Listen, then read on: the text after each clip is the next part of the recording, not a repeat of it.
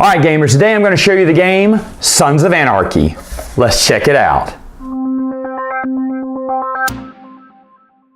Alright, so first off, let's talk about the base setup for the game. First off, you're going to have St. Thomas Hospital in the emergency room at the top. Then you're going to have 3 tiles all up here, Charming Police Department, the Gun Factory, and the Cut and Bag Op. There are several additional tiles in the game that you will shuffle around. You'll deal out 6, leave them face down, because every round for the first 3 rounds, you're going to be revealing 2 of these. So that's how it goes. If you play with 5 or 6 players, you're going to put a little few more tiles on the board, but we're just playing a regular 3 to 4 player game. The next thing you need to do is choose which gang you want to be. Of course, we have Sam Crow, One-Niners, Lynn Syndicate, and the Mayans. These all come in the base game. 2 expansions would include the Calevras and the Grim Bastards. So, for this example, I'm going to use Sam Crow here. Now, on these boards, they have 2 ways. They have low octane, which is just the base game, or high octane, which gives you a special ability. And usually, I only play on high octane. That seems to be the best because everyone is unique here. So, how to read this? Of course, you have your special ability here, a little gang rule and a club order. But you start off with 5 money. The money is these nice little cardboard pieces here. They're really good quality. You also start off with no contraband if I'm Sam Crow, but contraband looks beautiful. It's actually a litally token here, actually a little item, looks like a little toy there. And I do start off, as you see here, with 1 heat. Now this is heat.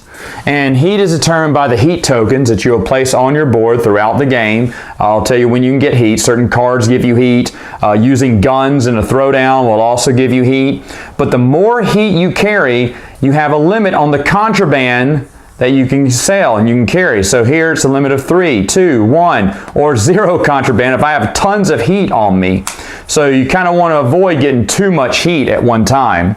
Now, the second one I also have up here is base orders. That's how many actions you have in a turn, and they're determined by these little cell phone icons. So I put 3 on my board here. Also, I forgot to mention guns. I'm going to carry about 3 guns. Guns are nice little tokens as well. If you can look at that token. I mean, that is just a beautiful gun there. Anyway, then you see how many dudes you have. Dudes, these are dudes. You either have members or you have prospects. And they will look like this. Members are on the bike, prospects are on foot. Now there's a difference on that, and there's things you can do with each one of them. Like later on in the game, you can hire and bring in a prospect as an action. And for the price of 1 gun and 1 money, you can elevate that prospect up to a full member, which is really going to help your gang later on. Each gang will also get their own protective shield here to shield your guns, money, and contraband from the other players. So if I pick Sam Crow here, by the way, all of them come with a helpful round summary, an order summary of what you can do. There's what I talked about when recruiting and patching in someone. You can also choose to sit tight, meaning you want to pass this turn and see what everyone else does first. That's an option.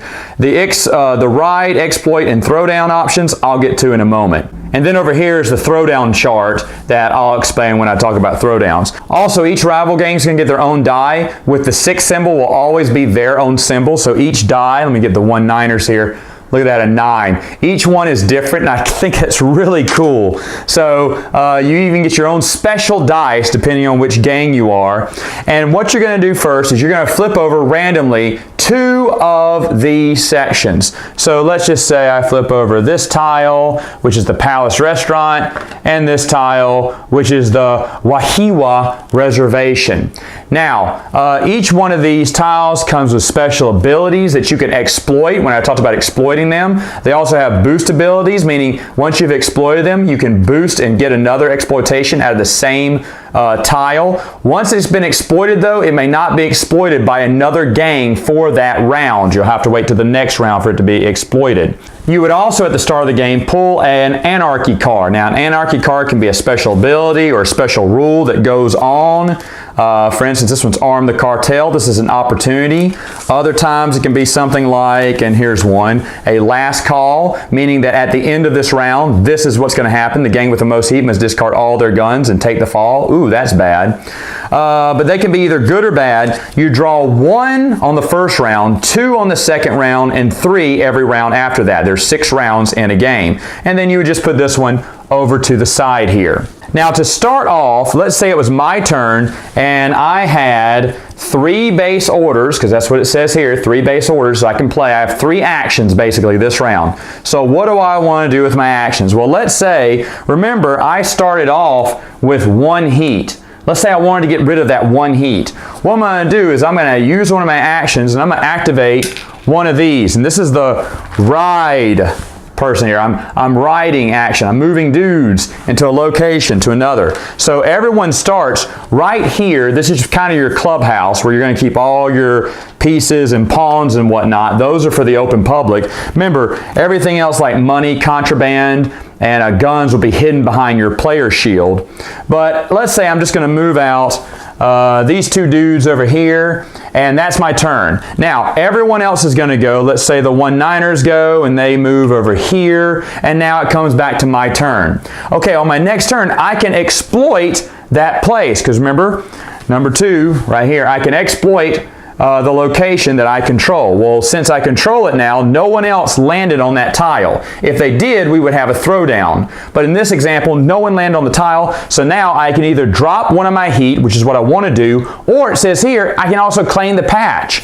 So, claiming this is the patch, this lets someone go first, and it is a tiebreaker. If anyone has a tie in a throwdown or whatnot, you, the person with the patch, is the tiebreaker. You determine who breaks ties. So I get the patch and I'm going to lose my heat, and now I have no limit on the amount of contraband I can have. Ha ha ha ha. But let's say as the rounds go on, let's say the 1-9ers set up here, maybe they have a guy here, and maybe I decide on one of my rounds that I want to exploit that Palace restaurant, and the 1-9ers just pulled up there. Man, I'm going to take some guys from my clubhouse and I'm going to challenge him for it because I want that spot. Well, now when you have 2 people on the spot, only one of them can exploit this area. Well, who's it going to be? Well, now this is the example of when we get down to a throwdown. And the first thing you do in a throwdown is you call for backup. What that means is anyone for an extra order token can call someone from one of the other locations or their clubhouse. You know, so I could call members. If I had members in my clubhouse, I could call them in. If I had members on the other board, I could call them in as well. Let's say the 1-9ers used one of their tokens and they said, we're going to call these 2 guys over. The next thing you have to do, and let's say I don't want to even call for backup, but the next thing I would do is now we determine if we want to use guns or not. So we put our hands underneath our shields and we hold them out like this, and then we reveal. And I revealed I'm bringing 2 guns. Well, the 1-9er said they're bringing, let's say they are bringing 1 gun. Okay, I'm bringing 1, they're bringing 2. So we put the guns on the table here. Now we're going to roll our special die here, and then we're going to determine who won the throwdown. So here we go. We both rolled. 1-9ers rolled a 5, I rolled a 4. Doesn't look good for Sam Crow. Now's when we look at our chart on a throwdown. When every prospect I have, I get a point. Every member I have, I get 2 points. And every gun I have, I get 3. So he's beaten me. He's got 5. Remember, a gun is 3 points. So that's 6, 7, 8. This guy is worth 1 point, 9. And these are worth 2 each. So that's 11, 13, and 15. So he has 15 total. I start off with 4. I only had 2 prospects, which gives me 6. And then I have my member, which gives me 8. Oh, but wait. I had 6 points worth of guns. So that would be 14. I just came up short. Even though he outnumbers me in members and people, prospects, I brought that extra gun. If I would have rolled just a higher number, I could have beat him, but I didn't this time. So what happens? Well, a few things. First off, we have to decide who's getting injured. So I used 2 guns, he used 1. I have to take one of my guys, whichever one I want, and I got to put them in the ER, the emergency room. And the same thing with the 1-9ers. I used 2 guns against them, so I had to put 2 people over there in the emergency room. Now that will be determined later on whether they survive or not at the end of the round. Then, whoever used guns is going to claim an extra heat token on their board every time you use guns. So let's say the 1-9ers didn't use any guns, they wouldn't get a heat, but I would just for using guns. Even if I lost the battle, I'm still gaining a heat for using guns. And as you see on some tiles, like the Charming Police Department, it has a symbol, no guns. You cannot shoot guns in that. That's a safe zone. You can only use brute force. Of course, who's going to be stupid enough to fire a gun in front of the police department?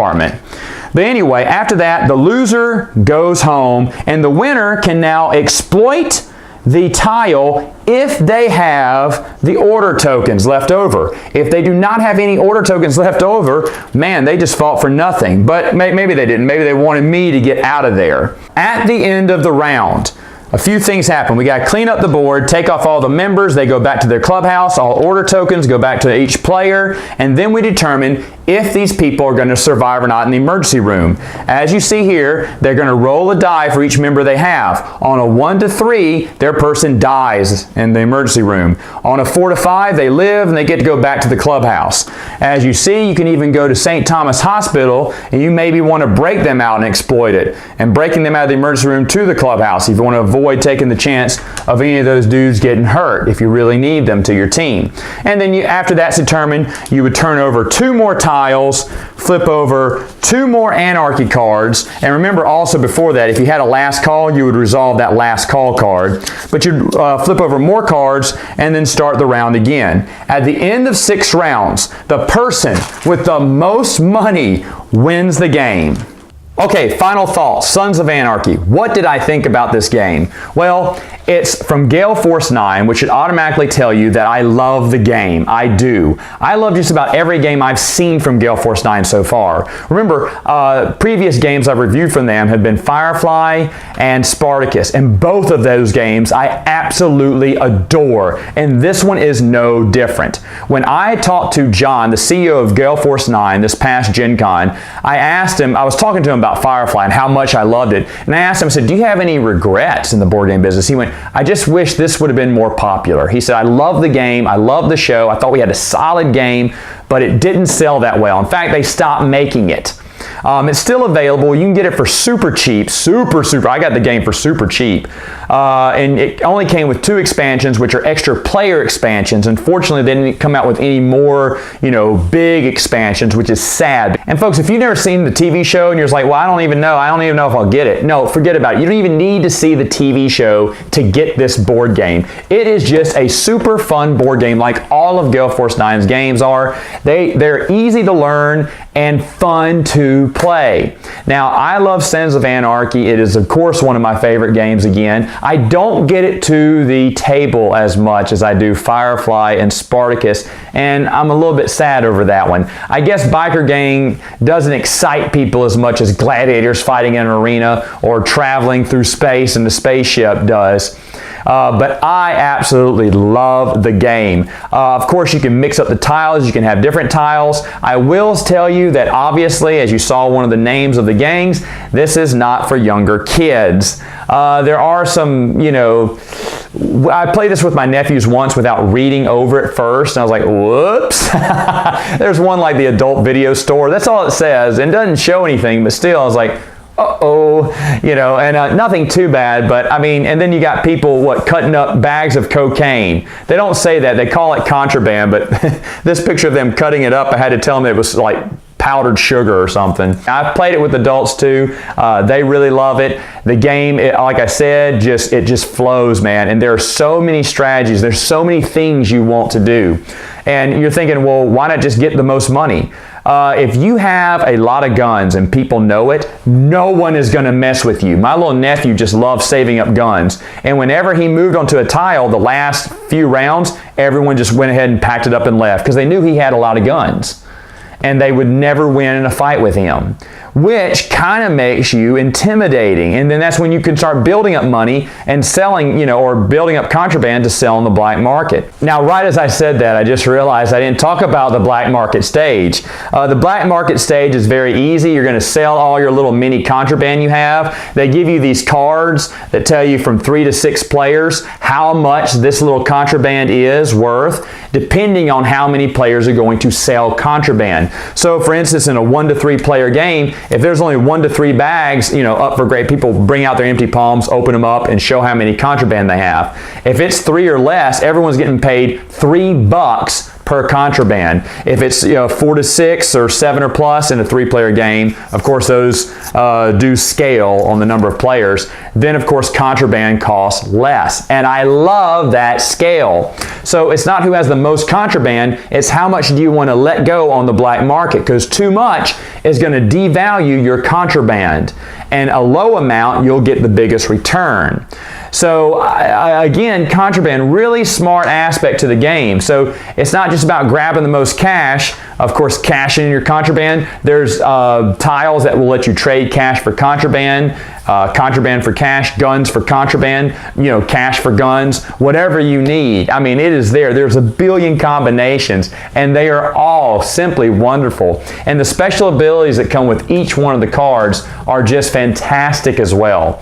And like I said, I've never played on low octane, and that's kind of weird because on other games, there are some games out there like Spartacus. I wish they would have had the plain Jane version of the game, because I think I would have liked that without having to deal with special abilities. With this one, I think you have to play high octane. You have to play it with the special abilities, or it's just no fun.